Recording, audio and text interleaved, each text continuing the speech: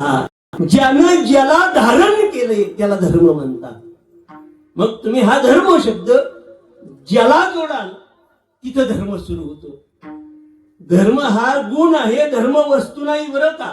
कुठल्या दुकानावर जा आणि म्हणा मला अर्धा किलो धर्म द्या, धर्म असा विकत मिळणार नाही, तो गुण आहे आणि गुण हा गुणीच्या आश्रयाने राहतो। म्हणून जिथं ज्याच्या आश्रयाने राहतो त्याला सांभाळण्याकरता देवाला यावं लागतं। परित्राणाय साधूना, कारण तो धर्म पाळतोय, सांभाळतोय। म्हणून ज्याच्या आश्रयाला तो येतो त्याला धर्म म्हणतात। समजा स्त्रीच्या वाट्याला धर्म आला का आपण लोक म्हणतात हा स्त्रीचा काय झाला, धर्म झाला। पुरुषाच्या वाटेला आला की लोक म्हणतात हा पुरुषाचा काय झाला, धर्म झाला। शिक्षकाच्या वाटेला धर्म शब्द आला की शिक्षकाचा काय झाला, धर्म आला। जो जो त्याच्या वाटेला आलेलं कर्म हे त्याचं काय आहे।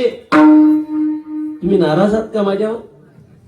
तो बोलत चालला, तो काय आहे, धर्म आहे। कीर्तनाला बसल्यानंतर टाळी वाजवणं हा तुमचा काय झाला, तेवढं बरं लक्षात ठेवा।